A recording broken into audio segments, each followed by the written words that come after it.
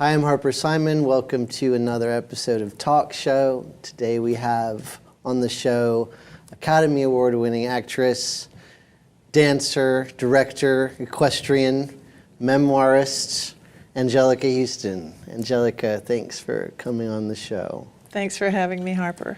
I don't even know where to begin with someone with such a Long fabled life. career. You've done so many things. Wait a minute. Maybe we should start off by talking about the elephants. Should we save because we have to save the elephants, and then we'll get back to all the cocaine you did in the 70s. Okay, perfect.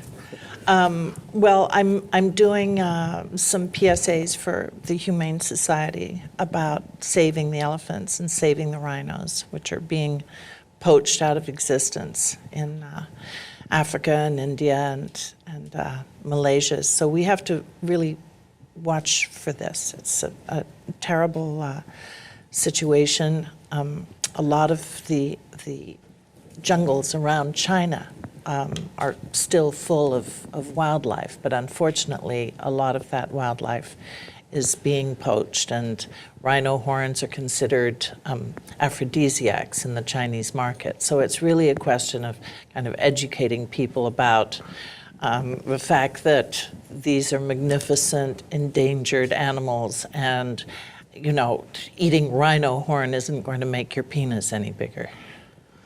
Or better. Is that part of the public service? That's now? part. Do you say that? No, but I'm saying it now. Well, yes, it's horrible, and I'm going to... Look, there you are with an elephant. See, I've and loved your elephants for a ex-boyfriend. long time. He was. Where are you there? Why do you have an elephant in your house? Well, actually, I'd done a thing for People magazine, an interview for People magazine, and it was soon to be my birthday, and the interviewer said, "What would you like for your birthday?" And I said, "I pretty much have everything I want, maybe an elephant." And look, I got one. Really? Yeah. I didn't get to keep her for very long. She was They just beautiful. brought her for She was just a baby. As you can see, Look she how was so sweet. That is pretty cool. I know. I wanted to. You have a lot of animals, though, up at your ranch. I do, and I have quite a few in town. I've got cats and dogs and goats and sheep and pigs and horses. When did you start having this? Well, you grew up in Ireland. Was there a lot of animals? Yeah, animals were my best friends, really, from a very young Riding age. horses, and what other kinds of? Connemara ponies to begin with, which are, indigenous to the west of Ireland, and they're really fantastic ponies. And then I had a pig, my first pig, Juliet, who she kind of grew while I was away at school in England, and I came back, and Juliet was no more. And Hortensia, my turtle, who I force-fed during the winter months when she was hibernating. Are you I didn't really still understand. Upset about this? Obviously. There's a long confessional of terrible misdeeds I've done to animals, but the worst misdeed is to do something intentionally to an animal. I feel that, we all make mistakes, but poaching big game is not a mistake. No, it's horrible. And have you traveled down in Africa a lot? No, not a lot. Have you been on safari I down haven't. there? You haven't? No, I don't like flying very much, but I think it's inevitable that I go in the next couple of years. I was on a safari with our mutual friend Stephen Frears once. Were you? That must Yeah. have been fantastic. We went and looked and saw elephants and stuff. Great. He's really tough. He's fantastic. What a charming guy he is, huh? He is charming and incredibly intelligent. And What was it? smart. Did you love to work with him? I think maybe that's my favorite. I think The Grifters may be one of my favorite roles of yours. You're so great in Yeah, I that love movie. that role. He was great to work with, Stephen. He's got a real shorthand, a real photogenic shorthand. He knows how to get inside a scene and tighten it up so that it packs a punch. He's got fantastic timing, and He's very intuitive. He came out of the theater, didn't he, in London? Yeah. He told me when we were in Africa together, I had a fascinating conversation with him about his interning, I think, at the Royal Court. I think he worked, maybe he said he was an intern for Lindsay Anderson, and, you know, think it was so, like that yeah. whole scene in the I think it 60s was at in, the in BBC London. A too, theater and- was such a yeah. great, fascinating I grew time. up with that. That group of people. Yeah. Did you do any stage when you were living in London? I didn't You were do too a young. lot. You hadn't I done was any very acting little. then. I did a. You were just being a gorgeous model. well, Gorge. leggy. They called us Leggy leggy model. in those days. Leggy models. I understudied Marianne Faithfull, who was playing Ophelia in Tony Richardson's Hamlet at the Roundhouse. The Roundhouse was a place up in Chalk Farm where the trains used to turn around in the olden days. And they later made it into a theater, but it was a proscenium stage. And we performed Hamlet there for about 3 months with Did Nicol you get Williams, to come? Oh, yes. Interesting. who was very, he was erratic. And he used to Yeah. leave the stage and say, you know, this is stupid, and then he'd leave. In the We'd all middle be of the sitting there play? in the middle of the Did play. you ever get to, did you get to? I went on a couple of Did times. Marianne, not show up or one or Yeah, twice? she kind of forgot to show up a few times.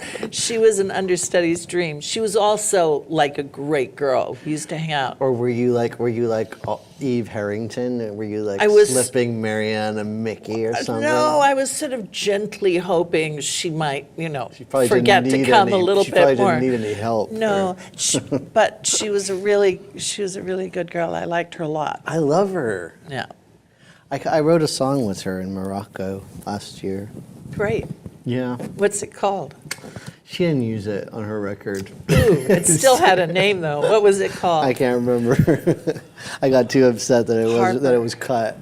But we'll get to do another one. I know. think she's great. The Stones, or at least Marianne told me, I think she was just trying to kind of enchant me, but she told me that Mick wrote a song about me called Angel Anjelica Baby Blues, which I thought was really nice, but there was no evidence. I never saw the song. Do you think you made your way into some other rock and roller songs? Yeah, I hope so. Did you date any rock Yeah, and but roll we'll guys? let that go. the way of old memories. But speaking of old memories, you've written 2 memoirs now. I have, yeah. And have you gone around the world and had book readings? Not around and the stuff? world. No, I've gone Was kind it of fun around to America. write the memoirs? Great fun. The greatest And you're a thing. great writer. I mean, you're a good writer, and you're funny, and you have the language is so beautiful in the memoir. Thank you. So The thing about memoirs is that you get to write them alone. And you Not don't have to everyone show does. up in hair and makeup to write them. So that part is really nice. And it's good getting into, some old memories, some old stuff. It can be quite cathartic. did you get emotional? It was the second one is there's so much. It ends with so much. There's you and your dad. Yeah, that part is very emotional. That for me. part, yeah. But how yeah. great that you came together in this way towards the end of his life, and you worked together, and Well, you he won an was tough, Oscar, Harper. and he directed you. I mean, that's incredible. I mean, He directed me 3 times, and each time was better than the last. The first time was a debacle. The second time, he brought me the Academy Award, and the third time was in a picture called The Dead, that I think is one of the most beautiful movies, certainly I've had the privilege to be involved with. did you? When you made that, was that his last film? Yeah, it was his last film, rather poetically so, Yeah. ironically so. And he was on oxygen when he was making that film, and but he was just masterful. It was easier for him than breathing. I actually, on my way over here, I was listening to the radio and someone was talking about, there was something on film noir and it said that it dated the start of film noir with The Maltese Falcon as like the first film noir. Maybe that's true. Maybe it is. I think, film noir, the idea of film noir is that it also has this element of camp. And I guess that's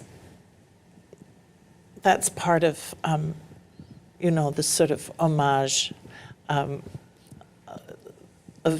to that movie, the Mary Astor, behind the bars. That certainly was something that Stephen used in The Grifters. For the last scene, he said, "I'm going to do an homage to Maltese Falcon." That's nice. And Peter Lorre. And Peter Lorre is so brilliant. And Treasure of Sierra Madre. I mean, God, that's one of my all-time favorite films. That's a great film. What are some of your dad's favorite, of your favorite films of your father's? Well, I love African Queen. I love Moulin Rouge. Moulin Rouge I've isn't never so seen that widely one. seen, and what kills me about Moulin Rouge is that the only awareness most Americans have of Moulin Rouge is the Baz Luhrmann, which I think, with a bow to Baz, is an infinitely inferior film. I don't care. I don't like his movies. I'm not afraid to say it. I don't like Baz Luhrmann. I don't have a good time in his movies either. Isn't that terrible? No, of I us? hate them. But I want to really- see your yeah. dad's Moulin It's Rouge. a beautiful, beautiful film starring Jose Ferrer as I love him. Henri de Toulouse-Lautrec. And it's a very emotional, beautiful movie with the best can-can scenes and the most fantastic photography. Great. Okay, I'm going to go watch that. Yeah. I can probably get it on the... Probably. Sorry, that was really boring, unprofessional thing to say. I was like, can I get it on Netflix? Hopefully. I don't know. I've never tried, not but on Yeah. network television. I know, it's tough. But it's I've not seen it actually out there. So I wonder, Maybe we can watch it over Easter. together. Yeah. What else was I going to talk to you about? Your memoir. There's so many things in there. But I loved reading it because there's so many people that I sort of grew up around too, but I can't think who they are. But You and I first met on a plane trip, didn't I don't we? remember. I do. You do? You were so cute. You were just a kid. Where were we going? We were going to Aspen, I think. Oh. Or maybe we were coming here to LA, but we were flying from New York, and we struck up a really nice conversation. We were friends by the end. It was sweet, nice. I don't Long time remember ago. you. Sorry. You don't remember when I held you in my arms and we kissed, and none of that? No. Oh, well. Yeah, no. Sorry. It's a blur. I hear you're a fan of cowboy poetry. Oh, God. Yeah. Your producer and Layla I. told me. Yeah, we for a good laugh, there's nothing like cowboy poetry. It can really get you going. Do you remember any cowboy poetry? No. It's okay. I don't think you're supposed to remember it. I don't think you were but supposed I thought, to remember it I either. thought you might. I just thought you might have a cowboy poem, and so I I thought don't I would know. ask you about it. It's how do you call it? Like that 3 stanza thing? I went down to the drugstore to see if I could have some more. It's like that, Oh, then I I don't usually came associate upon a cowboys with rise drugstores. and saw a heap of sandflies. It's that kind of cadence. I see. I did it a terrible disservice. No, I was into that. But yeah. Hey, you read a lot, but anyway, cowboy poetry aside, you're very well read. You read a lot of books. I don't know that I'm well read because I also read a lot of crap, but I like to read, and every once in a while you read something so good, it gets you all What, excited. like what? What are you reading now? I'm reading this book called H is for Hawk by a writer called Helen MacDonald.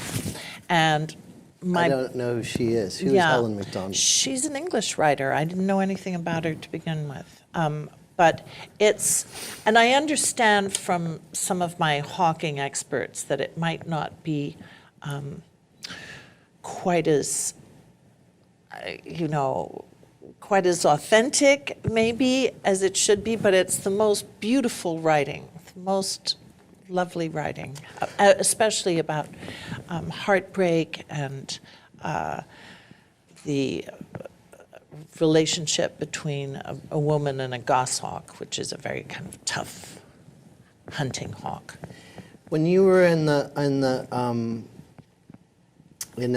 the 70s, and it was such a vital time for film, and there were so many interesting creative people in your scene.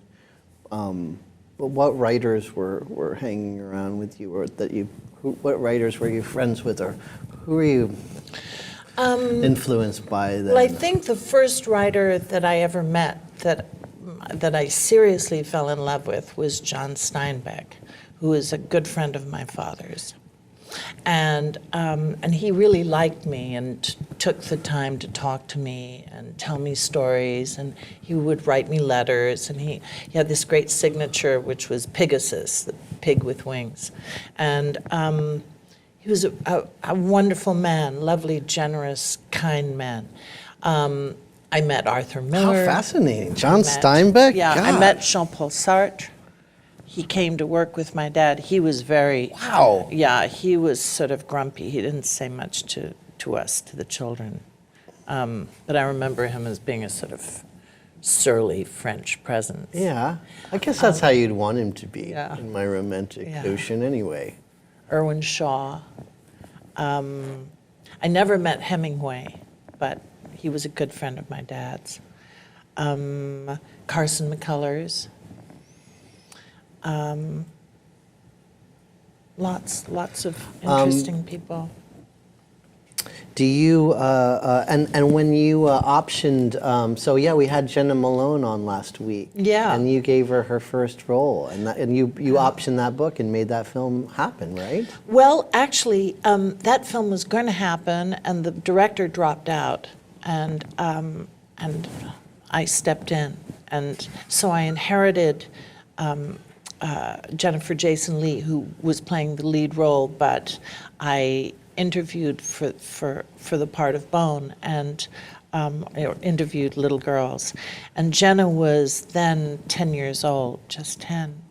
And she was the third child to walk through my door, and I thought, it can't be this easy. Because I thought, Because you knew right away she I knew right away that she was perfect it. for the role. She was, first of all, it was the part required a very kind of old soul. It's about a child who's molested and abused by her stepfather over the course of, quite a few years, and it required a kind of depth of character and knowledge and understanding and perception that you don't usually get in a, 10-year-old child. Sure. And Jenna was just seamless. She seemed to understand everything without having to ever be indoctrinated, or my job was so easy with her. She was so She's interpretive. She's fantastic, yeah, great girl. You've worked with brilliant directors, Stephen Frears and Wes Anderson, and your father, and Bob Rafelson. Yeah. Was that was Postman Always Rings Twice, was that kind of your first, was that your standout kind of first notable role? I guess it was here. It was difficult Look how because cute you are. I hated the way I looked. I remember, Really? I hated the way I looked in that movie. I was all upset at the time. But I was having a kind of conundrum about because I was just going out with Jack at that time, and I wanted to be an actress, but I didn't want anyone to kind of give me handouts. I wanted to Right. merit everything, which is, you know, Boy, did you pull that one off. I like to think I did, Yeah, but you at the sure same did. time, God damn. I had to kind of make it mine, you know? Yeah, but I mean, did you? You probably had the same thing. Yeah, I guess so. But yeah, I mean, that's. I guess did you feel like that because you were since you were part of this it couple with Jack and he was and all they were doing such incredible work? Did you feel really like did you feel frustrated, like you were like just the girlfriend and wasn't being allowed to like participate in all the brilliant work until you then stepped up and really? Well, I don't Showed know them? that it was it was their fault. It was more me. It was more Well, I don't even know if it was a my fault. own, my own reservations about who I was and what I thought I was good at. Because the fact was, you know, I made a movie with my dad, who was a great director and a very noted director, when I was 16 years old, and I thought I knew better than him. That's a bit of a problem. But I never really wanted to do that movie. There were other movies that I wanted to do more. I wanted to work with Franco Zeffirelli and play Juliet and Romeo and Juliet, because he'd asked me to come back and see him for that role. And my dad didn't want me to. He wanted me to go to Vienna and do his movie. So I already had some kind of problems with disciplinary problems in terms of who I was going to work with, why I was going to work with them. I was defensive. Right. But then you just turned out to be such a brilliant creature. Well, thank you, Harper. So sweet. What about Wes Anderson? Is he fun? I love Wes. I never met he's him. the funnest. He's the best. He's Wes, to be on board ship with Wes is But I think you're heavenly. great and that you bring a lot of soul to those films. Thank you. I adore him. Especially in Darjeeling Limited. I was just talking with Layla about that.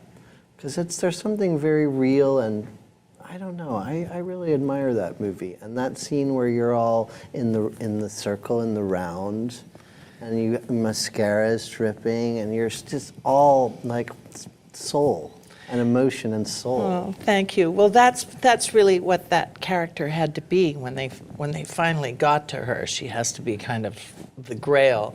I actually met this person a couple of nights ago. I was at a fantastic meeting, Tina Brown's Women of the World, which is a wonderful organization that helps women across the continents support each other and pull each other out of poverty, penury, abuse. And there was a woman there, fantastic woman, South African. Her name was Roby, and she lived in Jerusalem, and her son, who was in the Israeli army, had been killed by a sniper bullet from a Palestinian. And I thought, oh my God, I wish I'd met that woman before I played Sister Patricia in the Darjeeling, because she was that woman. She was the real thing. Kind of a saint. She had that quality. Where did you film that? In Rajasthan? In Rajasthan. I've never been to Rajasthan. Rajasthan is beautiful, but I've been to southern India, but I've never been up there. I've not been to southern India, but Rajasthan is the north. It's very rugged and hard, and it's a tough territory, but incredibly beautiful. But like a lot of places, it's been very much sucked dry, I think. How so? Too many plastics, too little information, money, lack of money. So a lot of pollution. In the north up there? Huh. Well, it's a lot Very of, low it's a lot rainfall. Of overpopulation. Yeah. It's lot of it's it. a lot of population explosion Yeah. issues, isn't it? Population explosion and lack of education. go hand in hand, I'm afraid. Where would you? Where do you like to travel? Where else have you traveled for films that's been enjoyed that you remember and loved? Well, Rome, of course. Anytime you're asked to work in Italy, except, I think. France is fantastic. I worked in the Dordogne, which is really beautiful.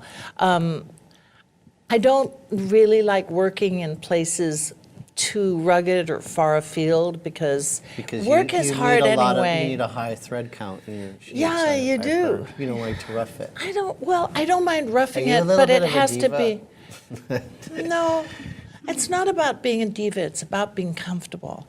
And if you're not comfortable, you can't do your job properly.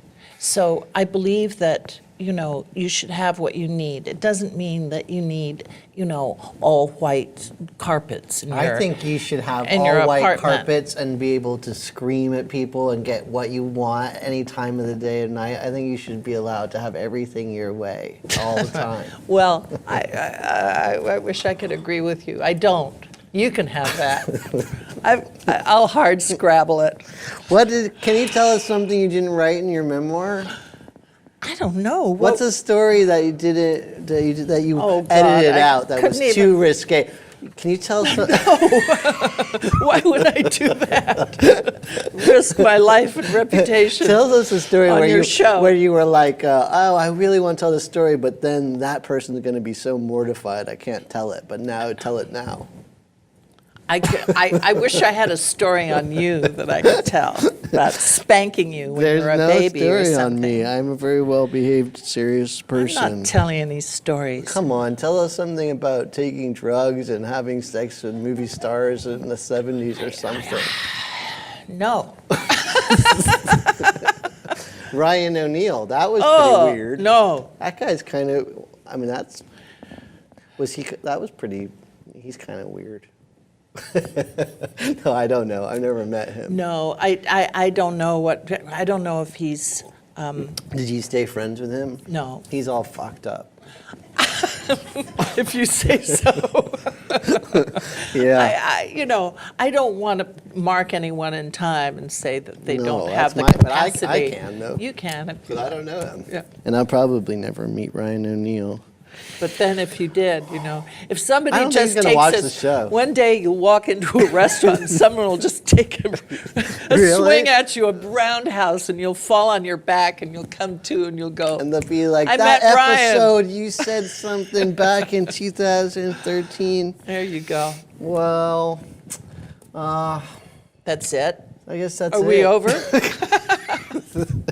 No, I think I don't know if, I didn't want to ask you about Jack Nicholson because he gives a fuck about all that. Well, you just asked about movie stars and stuff. Yeah, I and now know, you're but now I dissing feel like I poor- really don't care. Poor that old much. Jack. That's good. That makes two No, of I us. just. Yeah. Anyway, you don't want to go around say the No. same old stuff. You gotta Please. go. It's like, and also, it's terribly dating. Oh, really? Yeah. But people love it. Do you think? Yeah. But he hasn't come out of the house in a while. Do you think people are really that concerned? I mean, no, I don't think so. Well, I'm glad you came on my show. Thank you, What else are we Harper. talking about? Elephants, rhinos? Don't poach them. Don't No. kill the elephants or the rhinos. Listen to Anjelica Huston. She took a lot of cocaine in the 70s, which people largely associate with ego and self-involvement. But for you, look. it brought you to helping the elephants. Just the opposite. Just the opposite. And I think that speaks to your impeccable character. Thank you so much. And you are a thank you for brilliant your actress. taste. You are so funny. I don't think that people know how funny you are, really. I know. I Because keep you're very well. trying You to are persuade funny in them. movies, but you're so dry. Because I think you're such a wry person and a witty person, and you have such. Your language is. I admire your sense of language. I like that you think there's still things people don't know about me. That's so encouraging, Harper. Oh, Thank you. Well, thank you for coming on the show, Anjelica, and tune in next week for Talk Show.